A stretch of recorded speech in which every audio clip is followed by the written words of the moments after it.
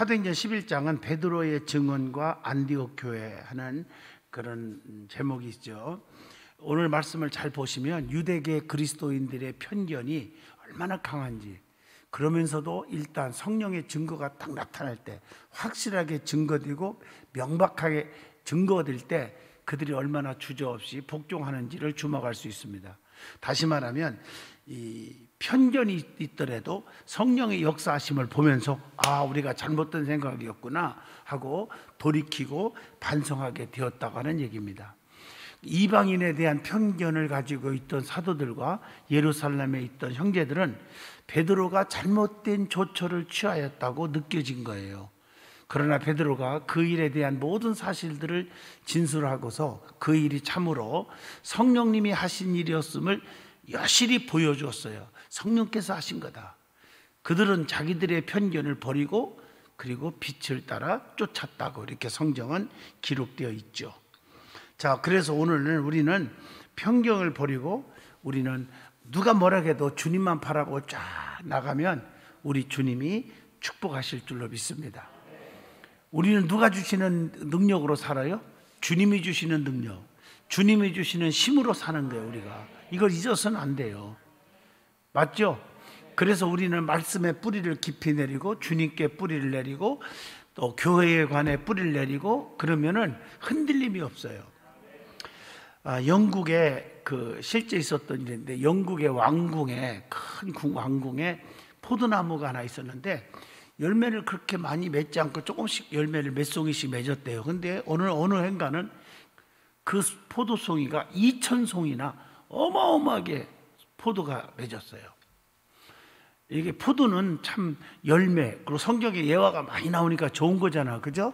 우리 연수원에도 포도나무를 한 4개를 심었어요. 그래서 금년 가을부터 나요. 아주 맛있는 포도를 해서 위에도 거금을 들여서 거기도 포도송이 다 이렇게 위에서 얹히고 그늘질 수 있도록 공사까지 다 끝냈어요, 마당에. 그래서 이제 가을부터는 여러분들이 포도도 따먹을 수 있고 이렇게 또 그늘에서 쉴 수 있고 이렇게 만들었는데, 하여튼 열매를 이렇게 막 맺으면 좋잖아요. 그래서 영국의 그 왕궁에 2000송이가 되는 포도가 막 열었어요. 그게 소문이 난 거예요. 참 신기하다. 어떻게 이렇게 많은 수확을 얻을 수 있을까? 그래서 연구진들이 와가지고 이제 연구를 하고 조사를 하는 거예요. 어떻게 해서 이렇게 갑자기 이렇게 많은 포도가 열렸을까 하고 알아봤더니, 거기서부터 수십 미터 떨어진, 그 왕궁에서부터 수십 미터 떨어진 템스강이라고 있는데, 그 템스강 밑에까지 이 뿌리가 번졌다는 거예요. 그래서 거기서 흘러나오는 물을 빨아먹고 양분과 수분을 흡수함으로 인해서, 그래서 영양분을 흡수하면서 이 포도가 건강한 포도나무가 되어가지고 2000송이나 되는 포도를 열 수가 있었다. 좀 아멘 좀 하면 안 돼요? 나는 그 기사를 보면서 어떤 생각을 했냐면, 맞다, 우리가 힘들어도 예수님께 뿌리로 깊이 박으면 때가 되면 언젠가는 수백 수천 바의 축복을 열매를 맺을 날이 온다는 거죠. 이해가 되셨나요? 그러니까 신앙생활 하면서 낙심하지 말고 계속 주님께로만 뿌리를 내리라고요. 주님께로. 그래서 성경에 마태, 마가, 누가, 요한복음에 보면 예수님을 만나서 예수님께로 가까이 와서 다 수지 맞은 거예요. 그러니까 하나하나 누구든지 예수님만 지나간다 그러면 만나려고 수만 명이 막 몰려오는 거죠. 그래서 그분 만나가지고 죽을 병에서 살고, 만나서 수지 맞은 사람이 한두 명이요.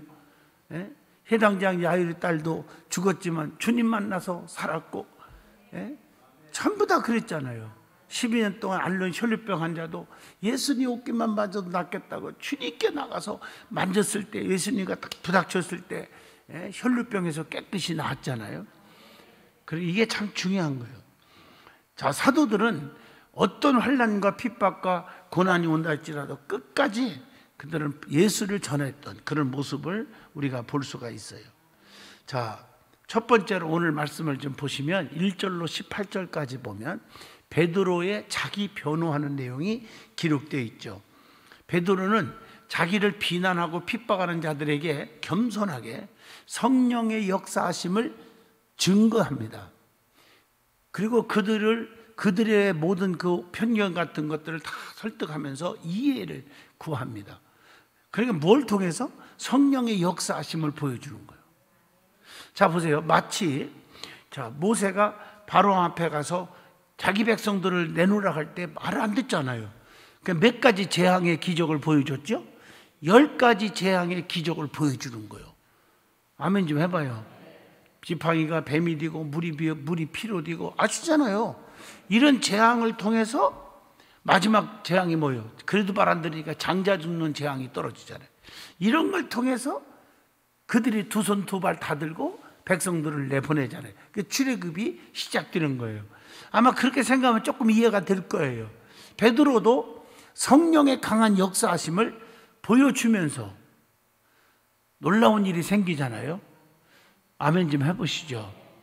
저도 기도할 때마다 하나님, 참 나도 어려운 고난을 많이 겪었잖아요, 옛날에요.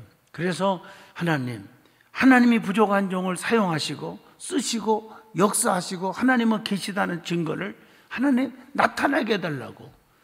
그래가지고 기도한 것이 또 나에게 신의 은사를 강하게 주었잖아요. 또 아멘 좀 해봐요. 그래가지고 막 그 일어나는 기적을 보고 사람들이 다 두 손 두 발 다 드는 거지. 요즘 세상은 성령의 폭발적인 역사가 없이는 복음 전하기가 진짜 힘든 때예요. 오늘 여러분들도 그래서 전도할 때 가장 중요한 것은 간증법이 중요해요. 간증법. 간증법은 물론 자기에게 있는 간증은 최고 좋지만 내게 없는 간증은 다른 사람의 예화를 들면서 간증으로 할 수 있는 거예요. 병든 사람은 우리 교회 누구 아무개 또 내 이웃에 누가 예수 만나서 또 든든한 교회 와서 이렇게 치료받은 것을 보고 하나님은 계시구나 깨달았으니 한 번만 와봐라 뭐 이렇게 한다든가. 자기 간증 내가 몸이 되게 아팠는데 금요 철야 때 와가지고 막 허리가 펴지고 이렇게 좋아졌다고. 내가 우울증에 시달려가지고 살고 싶은 마음이 없었는데 우리 교회 와서 말씀 듣고 정말 성령의 역사가 얼마나 강한지 내 마음을 녹여서 막 슬픔이 기쁨으로 바꿔놨다고 말이에요. 이게 성령의 역사하심이 나타날 때 놀라운 일이 생기는 거예요. 베드로도 오순절날 성령 받고 나서 막 그냥 한 번 외치는데 사람들이 코방구도 않겠죠. 처음에는 저거 봐, 어부 출신 저 고기 잡는 자가 뭐야, 무슨 말 하는 거야 이렇게 생각했는데 나중에 막 그 성령의 역사가 일어나고 병든 자가 일어나고 그러니까 3,000명씩의 회개 운동이 일어나고 아멘 좀 하셔요. 크게 기적이 일어났다는 거지. 그러니까 오늘날은 성령의 역사가 일어나야 된다. 그걸로 증거하는 거예요.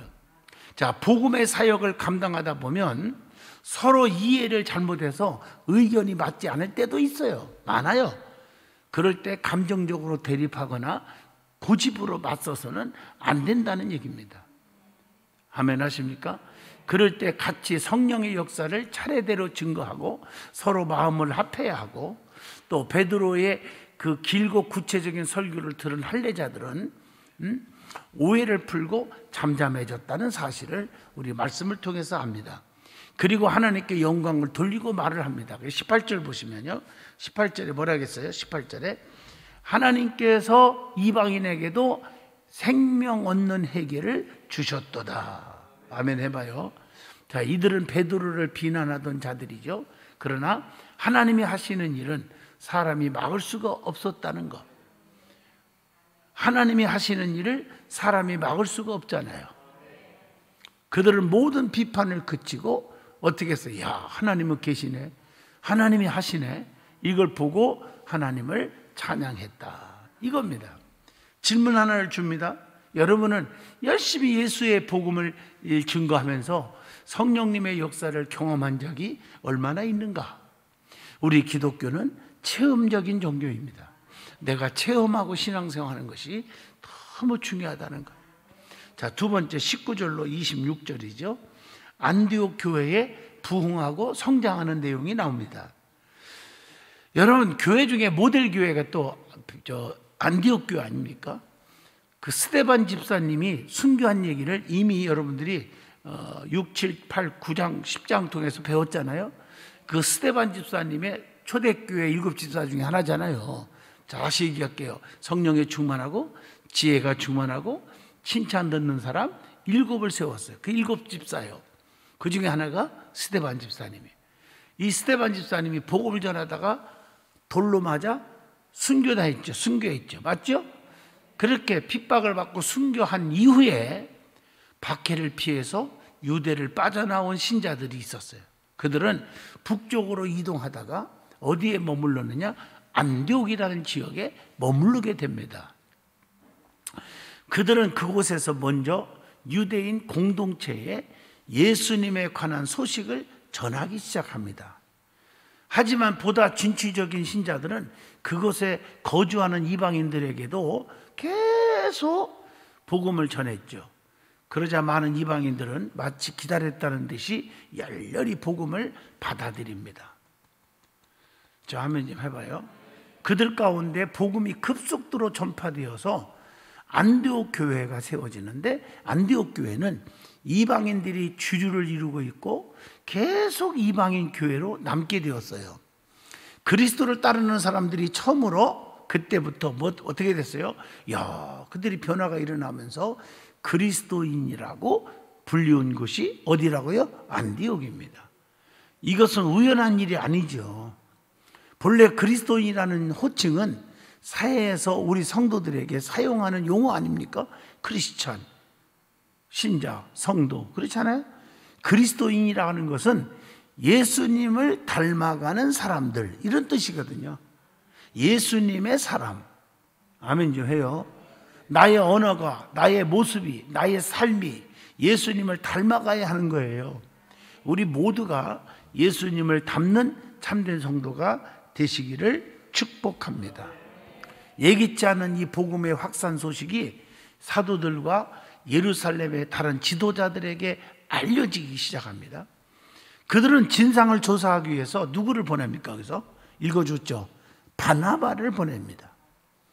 이 바나바는 안디옥에서 하나님의 은혜를 보고 너무 기뻐하는 거예요. 그리고 그것이 더욱 많은 사람들을 섬길 수 있도록 필요한 일을 감독하고 지도합니다. 23절에 보면, 성경에 보면 사도 바울도 내가 예루살렘 교회, 또 내가 에베소 교회 뭐 이런 얘기 하잖아. 고린도 교회, 여기서 또 예수를 잘 믿고 복음이 왕성해지고 뭐 이런 걸 들으니 내가 기쁘다, 뭐 너무 기뻐했다, 이런 말들이 성경에 나오잖아요. 바울 서신에도 마찬가지예요. 결국 바나바는 혼자 감당할 수 없어서 바울을 데리고 와서 교회에 1년간 머물면서 함께 가르쳤던 것을 볼 수가 있어요. 그리고 바나바와 바울의 지도를 받은 안디옥의 제자들은 비로소 그리스도인이라는 일컬음을 받게 되었다는 것이 오늘의 말씀입니다. 자, 그렇다면 나는 그리스도인처럼 삶을 살고 있느냐 하는 질문을 던져봅니다. 정말 내가 예수님을 닮아서 예수님 닮아가지고 신앙생활 하느냐는 거죠. 예수님의 사랑, 예수님의 온유, 예수님의 그 복음의 열정, 영혼을 사랑하는 뜨거운 능력, 은혜, 뭐 이런 걸 좀 닮아가고 살자는 것을 여기서 깨우쳐 주죠. 자, 마지막 세 번째입니다. 27절로 30절까지 보면 말씀 충만한 결과가 뭐냐, 이게 오늘 마지막 결론입니다. 자, 바나바는 어떤 사람입니까? 오늘 성경 읽어봤죠. 바나바는 그렇죠, 착한 사람이요, 또 성령과 믿음이 충만한 사람이었다. 여러분, 이거 중요한 겁니다. 바나바가 누구였다고요? 착한 사람이요. 착했어요. 그리고 성령이 충만했어요. 성령에 충만했어. 또 뭐가 충만? 믿음이 충만한 사람이다. 이런 바나바는 바울을 불러가지고 함께 동역하면서 열심히 성경을 가르쳤던 것을 볼 수가 있죠. 그 힘써서 성경을 공부할 때, 성경 공부할 때 교회는 부흥이 되었고 세상을 향해서 빛과 소금의 영향력을 갖게 되었다는 거죠. 성경을 공부하지 않고 예수를 믿는 것은 공부하지 않고 학교에 다니는 것과 같다는 거죠. 그러니까 우리가 예수 믿는 사람들은 자, 성경을 열심히 배워야 돼요. 아멘 좀 하세요. 그래서 여러분들이 성경 통독도 신청하라고 하고 다 하는 이유가 성경을 많이 읽고 그 말씀을 바르게 해석하고 바르게 이해하고, 그게 뭐냐면 하나님의 뜻과 섭리를 알아야 되는 거예요. 왜 이 말씀을 나에게 주셨을까? 여러분들이 제 설교 들을 때 어떤 때는 딱딱하고 어려울 때가 있고 어떤 때는 쉬운 설교가 있고, 뭐 성경마다 다 그러거든요. 역사적인 얘기할 때는 좀 딱딱한 거예요, 사실은.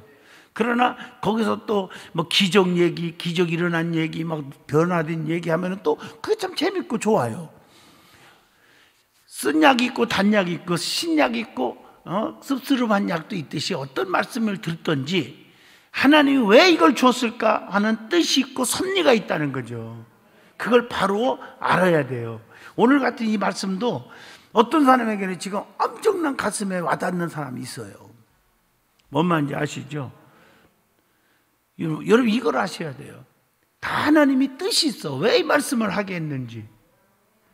제가 언젠가 예화를 들어서 몇 번 들어도 한번 들어봐요. 이 얘기하고 연결해야 되니까. 제가 그 인천에 어디야 무슨 역인가 그 앞에 개척교회 부흥회 갔다가 지하실 교회인데 기억나요? 복칼을 가지고 죽이려고 기다렸다가 설교쯤에 막 앞에 나와서 회개하고 칼을 내놓은 얘기. 자기 전 재산 떼어먹고 죽이려고 도망간 사람 죽이려고. 기억나요? 들었죠? 자, 보세요. 이 사람은 예배 끝나면은 저 권사 내 돈 다 떼먹고 도망간 건 너 죽고 나 죽고 하고 진짜 죽이고 자기 죽으려고 했대요. 왜? 자기의 전 재산을 떼어먹었어, 그 여자가. 한이 맺힌 거예요. 그래갖고서는 부흥회 갔다 가니까 어느 교회 갔냐고 찾아온 거예요. 근데 그날따라 제 설교 메시지가 남들 보면 유치원생 같은 설교잖아요. 가장 기본적인 설교를 한 거예요. 하나님은 사랑이십니다. 하나님 말합니다. 하나님은 원수로라도 사랑하라겠습니다. 사랑하면 열매가 있습니다. 이런 설교를 한 거예요. 무척 보편적인 설교죠. 그렇지만 그 사람에게는 엄청난 운명을 바꾸는 메시지였다고요. 거기서 깨닫고 나서 그 죽이려는 칼을 반납하고 부둥켜 둘이 안고 울면서 내가 지금부터 뼈 빠지게 고생해서 일해가지고 당신 빚 갚겠습니다. 잘못했습니다. 서로 부둥켜 안고 회개하고 그 사람 예수 믿고 지금 아멘 하면 안 돼요? 그러니까 왜 하나님이 나에게 오늘 이 말씀을 주셨을까 하는 의미가, 그 하나님의 섭리가 있다는 거죠. 이제 알아들었어요? 자, 어떻든 간에 그래서 말씀을 많이 공부해야 돼요. 말씀이 충만한 안디옥 교회는요, 뭐가 충만해졌어? 그래서 은혜와 사랑이 충만해졌다 이렇게 나옵니다. 또한 흉년으로 시달리는 예루살렘 교회를 위하여 뭐 하기도 해서 그들이 열심히 구제에 동참하기도 했다는 거죠. 은혜 받은 교회는 어려운 일이 있을 때 돕는 일을 하잖아요. 그래서 이번 주일날도 여러분들에게 봉투 하나씩 나눠줄 텐데, 이번에 강원도 그 산불로 인해서 내가 들어보니까 비참해. 정말 집들이 다 타버리는데 세상에 집 복구하는데 1,600만 원 지원금 있고, 물론 조금 여기저기서 한 거 좀 더 주겠지만 말이에요. 그래봤자 한 2,500만 원. 2,500만 원 가지고 집을 어떻게 집니까? 그런 어려운 것을 보고 우리 교회도 조금이라도 돕자 해갖고 그런 마음이 막 생기는 거예요. 아멘 좀 하십시오. 내가 덜 쓰고 덜 먹고 힘들어하는 사람들 돕는, 얼마나 멋있어요. 이번에 우크라이나 그 전쟁, 러시아 전쟁을 보면서 와, 세상에 폴란드 사람들, 그 주변 나라 사람들 보니까 자기 동족처럼 말이야, 자기 집에서 방도 내주고 돈도 안 받고 먹여주고 사랑의 그 온정을 베푸는 거 보니까 야, 정말 대단하다. 그 사랑의 성도들이 대하잖아요. 그게 믿는 사람들의 행동이라고 나는 봐요. 맞죠? 자, 그렇지만 안디옥 교회는요, 그래서 말씀 공부, 전도, 교육, 봉사하는 일에 아주 힘썼던 아름다운 교회의 모범이 되었다는 거예요. 우리 든든한 교회 성도들도 말씀 공부, 전도, 교육, 봉사, 예배 더욱 힘쓰셔서 은혜와 사랑이 충만한 삶을 사시기를 진심으로 축복합니다. 그렇다면 나는 그리스도인으로서 어떤 열심이 있었는가 하는 질문을 던져보게 해줍니다. 결론적으로 말합니다. 안디옥 교회는 바나바가 도착하기 전에도 그리스도인들이 있었지만 그가 옴으로 인해서 그를 통한 성령의 직접적인 역사로 인하여 믿는 자의 수가 더 많아졌다는 겁니다. 이것을 볼 때 바나바의 훌륭한 사역을 칭찬할 수 있으나 그와 함께 안디옥 교회의 성도들의 숨은 노력도 인정해야 합니다. 서로 믿고 인정하는 가운데 도움을 줄 수 있고 그러한 모습이 불신자들에게 감동을 주게 됩니다. 그리고 그들을 교회로 나올 수 있게 하는 것입니다. 이게 하나님의 뜻이고 하나님이 기뻐하는 일이라고 생각합니다. 자, 오늘 다시 한번 얘기합니다. 그 편견으로 그 유대계 그리스도인들에 대해서 그들이 그 사도들에게 핍박도 하고 참 오해도 하고 복음 전하기가 힘들었지만 바울은 뭘 통해서, 베드로는 뭘 통해서 성령의 역사를 나타내면서 그걸로 인해서 그들의 마음을 움직여서 서로 협력하는 관계로 만들었다는 것. 우리가 성령의 역사밖에 없어요. 여러분 잘 아시는 대로 창세기 32장, 33장 쭉 보시면요, 야곱이가 북강변에 기도할 때 왜 기도했죠? 에서가 군사 400명을 이끌고 죽인다고 쳐들어오는 거예요. 그런 원수가 어디 있어? 자기 죽이려고 쳐들어오는데 그때 야곱은 하나님 앞에 무릎 꿇고 한두 뼈가 유골되도록 기도했잖아요. 아멘 좀 해봐요. 기도 외에는 이런 유가 나갈 수 없대요. 기도했어요. 그러니까 성령의 역사가 일어나는 거지요. 그래서 어떻게 됐어요? 결론적으로 에서와 야곱이 눈눕듯이 에서의 강팍한 마음, 살인하고 싶은 마음이 없어지고 용서의 마음으로 바뀌어서 부둥켜 안고 어떻게 했어? 흐느꼈다고 말합니다. 아멘. 서로가 우리가 부부지간이나 형제지간이나 힘든 일이 있을 때 기도밖에 없어요. 기도하면 마음을 녹인다고요. 부자지간에 부부지간에 형제지간에 다 힘들 때 기도 많이 하세요. 그러니까 눈 녹듯이 녹아지는 일이 반드시 일어날 줄로 믿습니다. 이제 오미크론 이것도 너무 심해져 가고 있지만 60만 명 올라가다 오늘 또 20만 명이 줄어서 40만 명. 그래도 정점이 거의 온 것 같다고 봅니다. 또 우리가 저기서 모이는 것도 6명에서 8명으로 조금 올렸지만 이제 조금만 더 참으면 인내하면은 다 이게 정점에서 내려가서 이제 자유로운 날이 바로 올 줄로 믿고 좀 참으시고 인내하시고 조심하시고 기도하시기를 축복합니다. 기도합니다. 거룩하신 하나님,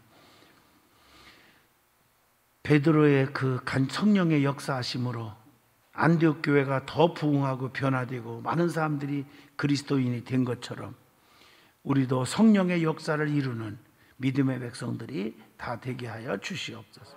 오늘도 저들이 너무 이렇게 코로나로 인하여 위급하다 하지만 저들이 하나님의 성전에 나와서 기도하고 또 하나님 앞에 매달려 성령의 충만함을 사모하고 저들의 모습을 보면서 우리 하나님 도와주시옵소서.